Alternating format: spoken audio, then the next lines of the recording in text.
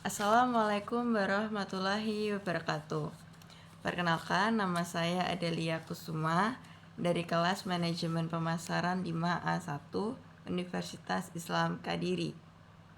Di sini saya akan mempresentasikan hasil review materi dari mata kuliah Pemasaran Strategi. Dalam pemasaran strategi terdapat peran penting pemasaran.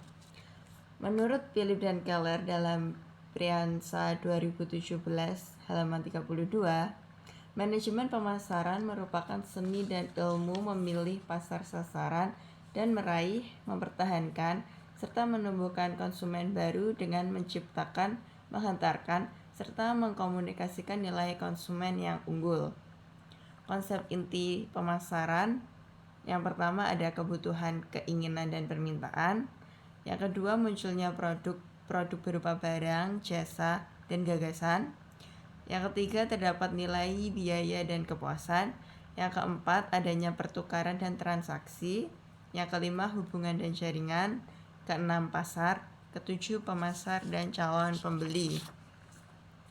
Selanjutnya, materi pasar, bisnis, dan pesaing. Analisis nilai pelanggan dapat menyikamkan kekuatan dan kelemahan perusahaan relatif terhadap berbagai pesaing. Perusahaan dapat memusatkan serangannya terhadap satu atau beberapa kelompok pesaing. Setelah melakukan analisis nilai pelanggannya, barulah perusahaan dapat memusatkan serangannya pada salah satu kelas pesaing. Salah satu kelas pesaing yang dimaksud ada pesaing kuat dan lemah, pesaing dekat dan jauh, pesaing yang baik, dan pesaing yang buruk. Memperkirakan kekuatan dan kelemahan pesaing. Dalam mencari kelemahan pesaing, kita perlu mencoba mengidentifikasi setiap asumsi yang mereka buat mengenai bisnis dan pasar mereka yang tidak lagi sahih. Banyak perusahaan yang menjadi korban dari pepatah konvensional seperti pelanggan lebih menyukai perusahaan yang menyediakan lini yang lebih lengkap. Pepatah lain adalah pelanggan lebih menghargai pelayanan daripada harga. Jika kita mengetahui bahwa pesaing beroperasi berdasarkan asumsi pokok yang keliru, kita dapat memanfaatkannya. Memperkirakan pola pesaing. Memperkirakan pola pesaing di sini terdapat 4. Yang pertama, pesaing lamban. Kedua, pesaing yang selektif.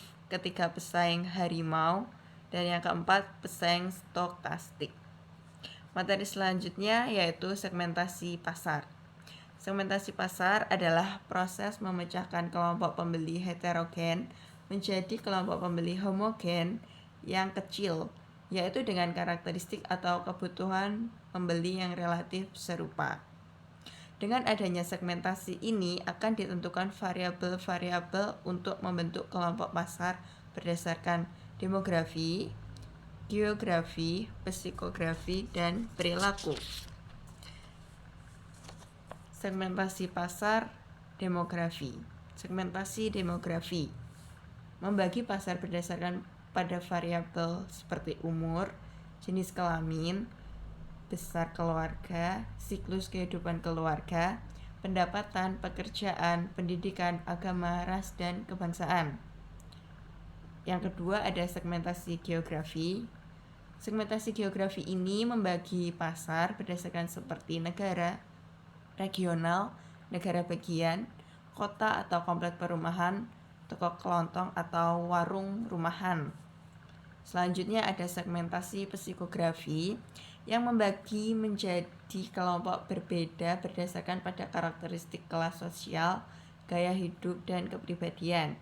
Dan yang terakhir ada segmentasi perilaku. Segmentasi perilaku ini mengelompokkan pembeli berdasarkan pada pengetahuan, sikap, penggunaan, atau reaksi mereka terhadap suatu produk. Materi selanjutnya, daur hidup produk. Dilansir dari buku Manajemen Pemasaran 2020 karya Marisi Butar-Butar dan kawan-kawan, siklus hidup produk merupakan tahapan proses perjalanan hidup suatu produk, mulai dari diperkenalkan kepada pasar hingga pada akhirnya hilang dari pasaran. Siklus hidup produk menjadi konsep yang penting dalam kegiatan pemasaran karena dapat memberikan gambaran yang mendalam mengenai dinamika bersaing suatu produk. Tak hanya itu, perusahaan bisa mengambil langkah perpanjangan umur produk dengan meningkatkan kualitas dan kuantitas. Tahap siklus hidup produk bisa kita lihat di diagram berikut. Yang pertama, tahap perkenalan. Setelah mengalami tahap perkenalan, lalu produk tersebut akan tumbuh di tahap pertumbuhan. Lalu tahap kedewasaan, di mana produk itu sedang gencar-gencarnya, tren-trennya. Lalu mungkin suatu produk itu akan mengalami tahap kemunduran, kemerosotan produk tersebut. Selanjutnya pada materi 5 kita membahas lini produk, kemasan, dan merek. Hierarki produk adalah struktur atau susunan produk yang diorganisasikan berdasarkan tingkatan yang berbeda dalam sebuah perusahaan atau industri. Hierarki ini sering digunakan untuk mengelompokkan produk berdasarkan atribut, fitur, fungsi, atau segmen pasar tertentu. Desain kemasan juga termasuk salah satu faktor penting dalam penjualan produk. Jika bentuk dan bahan kemasan telah memenuhi standar, maka elemen grafis pada kemasan dapat menjadi faktor penentu menarik atau tidaknya sebuah kemasan.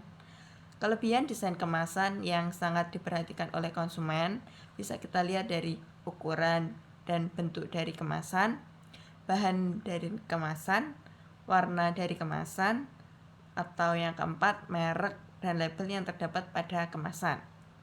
Pemberian kemasan pada produk memiliki manfaat pemberitahuan informasi, komposisi, cara penggunaan maupun informasi khusus lainnya. Manfaat fungsional, memberi kemudahan, perlindungan dan penyimpanan. Dan manfaat perseptual, yaitu kemasan bermanfaat untuk menanamkan persepsi di benak konsumen. Materi ke-6 ada penetapan dan perubahan harga. Apa yang dimaksud penetapan dan perubahan harga? Penetapan harga merupakan suatu proses yang harus dilakukan perusahaan untuk memberikan nilai suatu produk atau jasa dengan mengkalkulasikan biaya yang dikeluarkan untuk memperoleh keuntungan serta mempertimbangkan faktor yang mempengaruhi permintaan selain harga.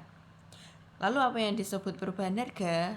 Perubahan harga adalah perbedaan jumlah rupiah untuk memperoleh barang atau jasa yang sama pada waktu berbeda dalam pasar yang sama. Bisa berarti masukan atau keluaran. Perubahan harga terdiri atas perubahan harga umum, spesifik, dan relatif. Faktor-faktor yang perlu diperhatikan dalam penetapan harga itu, yang pertama, faktor biaya produksi, kondisi perekonomian, elastisitas permintaan, penawaran dan permintaan, persaingan, peraturan pemerintah, tujuan perusahaan, dan masih banyak faktor-faktor lainnya. Cara menetapkan harga. Bagaimana cara menetapkan harga? Yang pertama, menetapkan biaya harga plus. Strategi penetapan harga pertama yang bisa diikuti oleh perusahaan besar maupun kecil adalah menentukan harga. Cara menetapkan harga yang kedua melalui markup.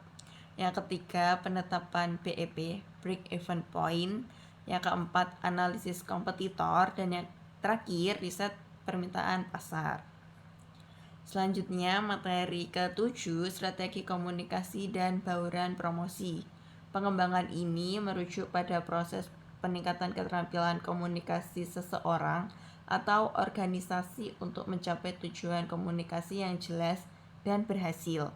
Proses ini melibatkan identifikasi dan pemahaman yang mendalam terhadap audiens, menciptakan pesan yang relevan dan terstruktur, serta memilih saluran komunikasi yang sesuai. Pengembangan komunikasi yang efektif juga menekankan pentingnya keterampilan mendengarkan, memberikan umpan balik, dan memahami konteks di sekitar komunikasi tersebut. Bauran promosi diantaranya adalah periklanan, promosi penjualan, public relation, personal selling, dan direct marketing. Selanjutnya materi terakhir yaitu pemasaran global. Teori siklus hidup produk internasional. Raymond Vernon 1960 menjelaskan, siklus yang dilalui suatu produk ketika memasuki pasar internasional itu ada 3. Yang pertama, pengenalan produk baru, lalu tahap kedewasaan, dan yang terakhir, standarisasi produk dan perampingan manufaktur. Lingkungan pemasaran internasional. Dalam lingkungan pemasaran internasional ini terdapat 3 faktor. Yang pertama, faktor global, faktor dalam negeri, dan yang terakhir faktor internal atau organisasi.